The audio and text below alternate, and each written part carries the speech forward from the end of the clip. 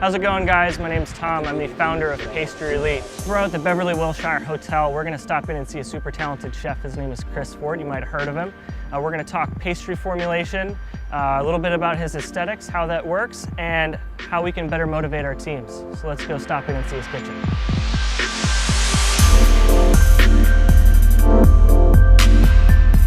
The last time we talked, you had said you get most of your energy and your creative ideas when you're not in the kitchen. Yeah. So how do you break away, and where's your eye when you're not here? Like, I feel like you'd have to be so present whenever you leave the kitchen in order to get that inspiration to come back in. No, I think it all depends on your team. And I mean, as you said downstairs, you know, the kitchen is tight and it's organized, and I think they're OCD now without even thinking that they're OCD. It's just, you know, it's their way of life. So I think the stronger your team and the more you have them set up for success, they still need me at the end of the day, but they don't need me there every single day. I don't think in my early stages of my career I did that. I was there all the time. But you can only, you know, if I was in this room for 6 months straight, I wouldn't be as creative as if I was now. So, and I was doing that. I think I worked 80 days straight when I had my first pastry chef job, like my first name on the menu. And I got to a certain point where I'm stagnant because, you know, I feel like you can only reproduce mentally so much without seeing something else. So I think you have to be set up for it. And really, for the most part, when you get back, it should be the same, and it always is. And I think that's why I love my team, because I think when I do things with them and their name is now on it and they can put it on their Instagram or they can show their family, they care about it just as much as I do. So it's everyone. It's not just me. Yeah. Sometimes I find myself going back to an old recipe just to revise, not an old recipe, but like, you know, a base recipe like a mousse or cremeux, and then I think, you know, if I present that to one of my cooks and they've seen it before, then where are we moving? Are we moving, or is it just kind of going back half of a step? So I always question, are they going to be intrigued by it, or are they going to be bored by it? You want to do macaron? Sure. The macaroon is one that my sous chef James worked on. So, so yuzu mousse, poached mandarins. We poach baby mandarins and vanilla syrup, whipped cream on the top. The shell's made with 50% almond flour, 50% coconut, and then there's a pink lemon curd center inside. Ooh. Sounds super good. And then the top shell's half dipped in a pink white chocolate. I think learning how to manage is like step one, and then you know, is becoming a chef, and then like always step two is like, okay, well, how am I going to create? What's my creative voice? So for him, I'm working with him on finding that, and you know, I mean, I think maybe if you looked at that, you'd be like, yeah, that looks like something Chris Ford would do, but I want him to find and fine tune that. So it started out as something completely different. It was still the flavors of pink lemonade, yuzu, mandarin. But I thought it was really interesting with him to see it evolve from a rough draft into a polished final draft. And when you're working with chefs or young cooks with, you know, refining that, I know one of the first things that I experienced, I had so many ideas, but I only had one outlet or one item, and it's easy to make something complicated, but it's hard to simplify it and make it look elegant. So, like, describe that process. I liked X-Men growing up.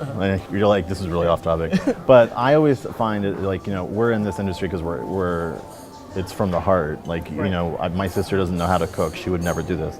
So when I got to pastry and baking, like, I feel like my mind just exploded, and I learned like this language, and it spoke to me, and like I really excelled in it, and really fast. I feel like, you know, I just connected with it. I feel like everything is a blank canvas, and it can take so much more in than savory food. So for me, I feel like I was born to be a chef, and you know, obviously I like being creative. So I feel like it's like having like a special power, and you don't really know how to use it. So you, at first, you know, what do you do when you're young? You just like think of every single flavor. Right. And then you just don't really know how to edit and less is more and all that kind of stuff. You're just going. Yeah. So I always relate it to that. I'm weird with analogies. Hopefully that makes sense. But so I get, for me, it's like fine tuning that creative power. And do you need all 6 of those flavors, or Right. who's the main character in the story? Who's the supporting character? Does that character even need to be in there? Those kinds of things. I feel like that's easier for them to grasp. And for me, it's really, I feel accomplished because it's not mine. Right. And I can say, no, please credit, my sous chef James. I feel like I think that's special. And I feel like a lot of people don't do that. Yeah. They're really fast to take the credit. And I know the chef can never pick his favorite baby, so I would say the new one, the raspberry rose lime. the raspberry rose lime. Okay, let's do it. Perfect. Okay, so in the center there's a perfect circle of 2 half hemispheres. So the top is rosewater chantilly, and the bottom is a raspberry lime jam, and then surrounded by lime mousse, made with white chocolate, and then rosewater glaze that we actually make. Yeah, but that's super admirable because not every chef, and it's something hard to do, especially like most chefs having OCD, it's all about the control. Yeah.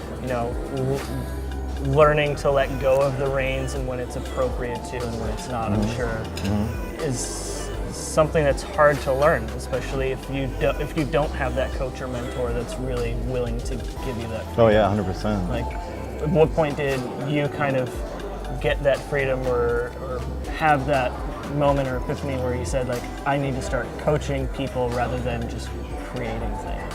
I have always said that I agree with you with that verbiage, but I've always said to myself and my staff, I manage the way that I wish I was managed. So I think with a lot of things in a lot of industries or professions, we always learn what to do by learning what not to do. And not saying, I had amazing mentors. And then I had some mentors that I was really excited to work with that taught me what not to do, and I didn't want to be treated that way. So if I didn't like being screamed at and plates thrown at me, why would someone now like that coming from me? So I've always mentored with that in mind. Just like I said earlier about having the create, one chef I had, Chica-licious in New York. I would say like 95% of the chef I am is because of her and because she would push me, and we would collaborate together, and I think that really inspired me to be that way when I had cooks or when I had a team together.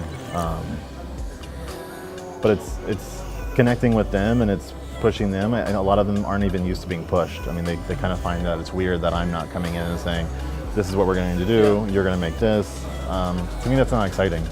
And I wouldn't like that if I was a cook. And I think I've been successful with very low turnover in my career because if you treat your staff and your team well, then, they're not going to go anywhere. Right. I think, being here has been definitely a treat, getting to talk about like all of your desserts and kind of like your backstory. Awesome. Thank Thanks you, sir. again. Yeah, thank you. Thanks for having me at my own place of work. Thanks for having me. Yeah. Anytime.